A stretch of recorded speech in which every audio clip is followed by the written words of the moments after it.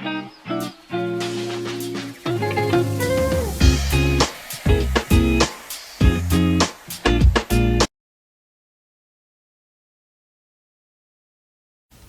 안녕하세요. 저는 이번에 가톨릭대학교 의예과에 논술 전형으로 새로 입학한 21학번 오승환입니다.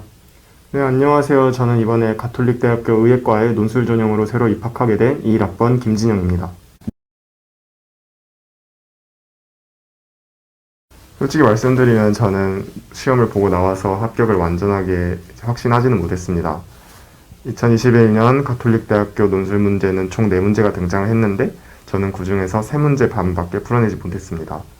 제 작년 기준 논술 문제는 4문제를 완전하게 풀어내고 풀이를 완벽하게 써야 합격할 수 있었다는 소식을 들었기 때문에 저는 풀이도 답도 모르는 상태여서 그렇게 생각을 했던 것 같고, 대신에 여러 커뮤니티를 돌아다니다 보면서 저의 풀이와 답을 대조해 보면서 이번 시험은 어려웠고 이제 합격권이 대충 3문제 반 정도 된다는 사실을 안 후에는 그래도 합격 가능성을 완전히 배제할 수는 없겠구나 라는 생각을 하게 되었던 것 같습니다. 이제 저 같은 경우도 논술 준비를 하면서 기출문제들을 여러 개를 풀어봤는데 확실히 가톨릭 의대 문제가 그렇게 어렵진 않다고 느꼈어요. 그런데 이제 막상 시험장에 들어가 보니까 문제가 잘 안 풀리더라고요. 이게 뒤로 갈수록 좀 문제가 어려워지기 때문에 앞에 문제를 빨리 풀고 뒤로 넘어가는 형식으로 진행이 돼야 되는데 앞에 문제들을 풀었더니 이게 벌써 시간이 많이 지나가 있더라고요. 그래서 결국에 저는 한 3문제 조금 넘게밖에 못 풀었는데, 그래서 처음에는 불합격이라고 생각을 했죠.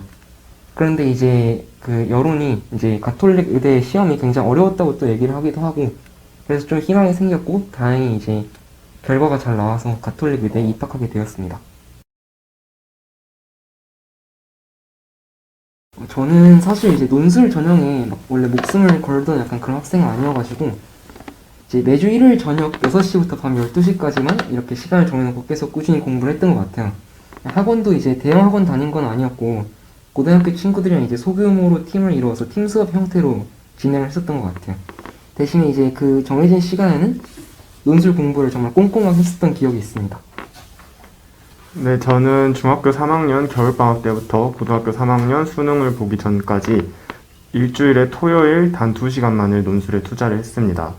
네, 저는 논술 학원에 다녔고 앞에 1시간은 이제 어떤 주어진 주제에 대한 논술 문제를 풀고 뒤에 1시간은 그 문제를 풀어보면서 공부를 하는 시간으로 활용을 했습니다. 앞에 1시간 동안 이제 확률과 통계나 미적분, 수열의 극한 등 다양한 주제를 가진 문제들을 풀어보았고, 뒤에 1시간은 그 문제를 단순히 풀이하기보다는 그 문제를 어떻게 풀어낼지, 어떻게 개념을 활용을 해야 하는지에 초점을 맞춰서 공부를 했던 것 같습니다.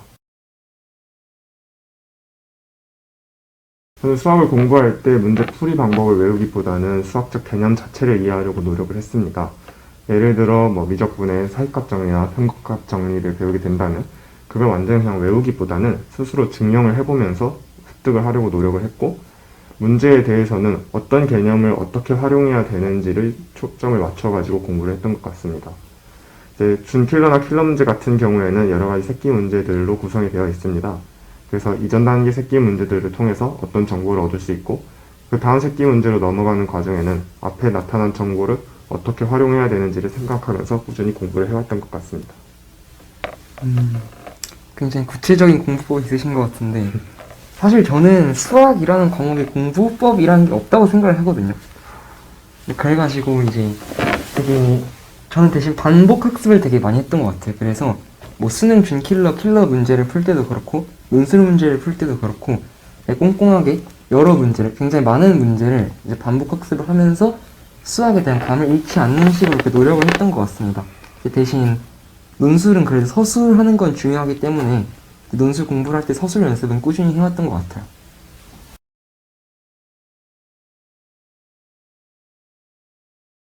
이제 저는 수시 6장을 고려대 의대 빼고는 나머지를 다 의대 논술로 채웠는데, 이제 각각 가톨릭대학교, 경희대학교, 중앙대학교, 한양대학교, 그리고 인하대학교였어요.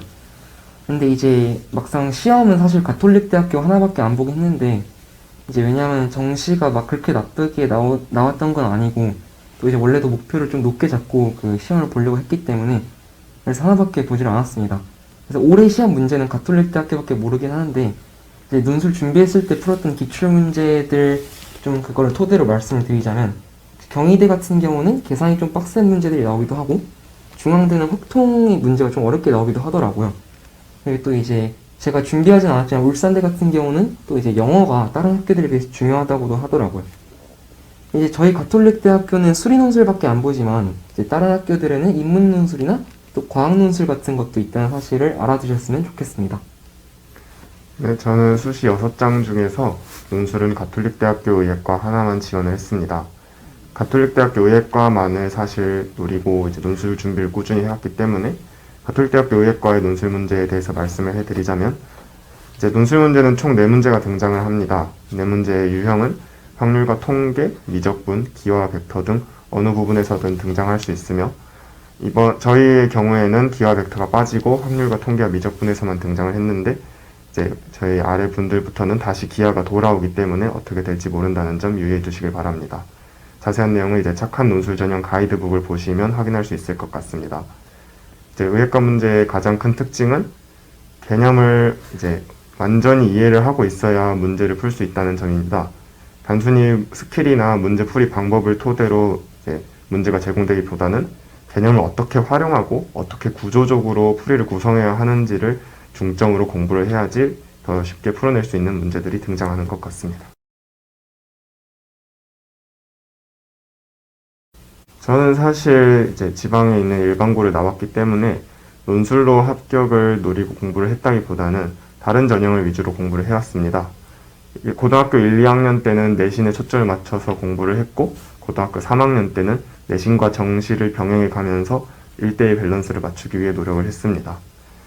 저는 이제 3개를 비율로 산정하자면 내신대, 수시대, 정시대, 논술이 8대 8대 1 정도의 비율로 공부를 했던 것 같습니다. 저 같은 경우는 사실 논술보다 원래 수능에 좀 더 집중을 하는 그런 스타일이었거든요. 그래서 이제 아까 말씀드렸던 그 매주 일요일에 한 저녁에 논술 공부했던 시간 빼면 진짜 계속 정시에 치중을 했었던 그런 시절이었어요. 그래서 이제 뭐 국어랑 수학은 계속 감이 잃지 않도록 문제 계속 풀면서 공부했고, 영어가 가장 취약했던 과목이었기 때문에 영어는 지문 같은 거 좀 열심히 외우고 하면서 공부를 열심히 해왔던 것 같습니다. 2학기부터는 또 이제 과탐 과목에 좀 열심히 치중을 해서 공부를 하기도 했고요. 결과적으로는 수능이 목표했던 점수보다는 조금 낮게 나왔기 때문에 이제 논술로 방향을 틀어서 다행히 이제 가톨릭 의대 논술로 합격을 할 수 있게 되었습니다. 그리고 이제 저 같은 경우는 사실 이때까지 조금 많이 놀았기 때문에 내신이 좀 안 좋아서 그래서 이제 학생부 종합 전형 같은 경우는 잘 생각을 하고 있지 않았어요.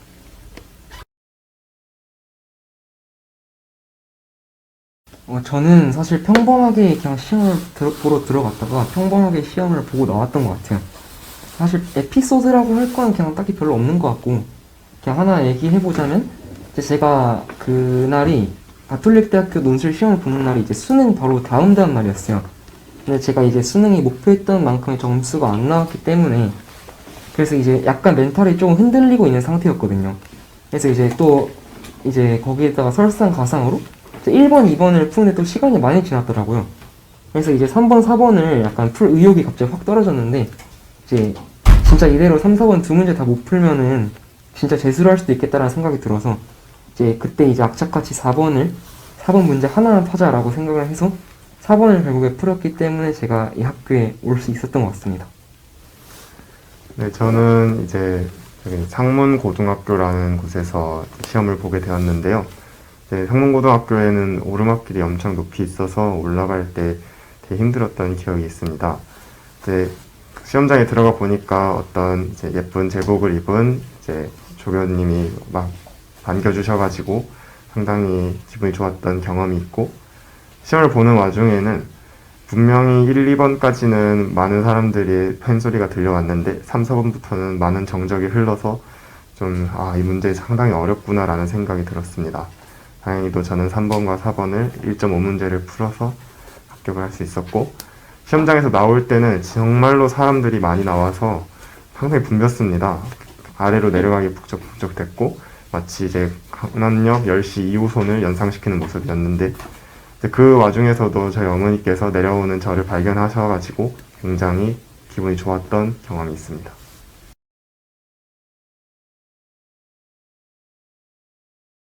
네, 학교마다 다른데 이제 학교별로 이제 샤프로만 쓸 수 있는 학교가 있고 볼펜으로만 쓸 수 있는 학교가 있습니다.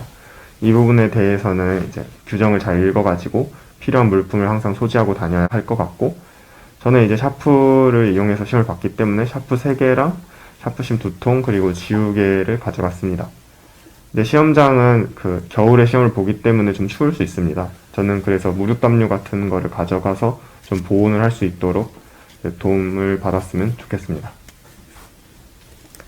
저는 이제 필기구랑 이제 이 문제를 꼭 풀어내겠다는 의지, 그것만 있으면 된다고 생각을 해요. 저 같은 경우는 사실 뭐 징크스 이런 것도 없고, 또 이런 물건이 있어야지 마음이 편해진다? 약간 이런 것도 없어가지고, 진짜 딱 그 2개만 있으면 충분했던 것 같아요. 사실 또 필기구는 시험장에서 좀 지급을 해주거든요. 그래서 물론 익숙한 필기구를 쓰는 게 좋긴 하지만, 뭐 굳이 그런 거 상관없다 하면 필기구도 안 가져가셔도 사실 상관은 없습니다.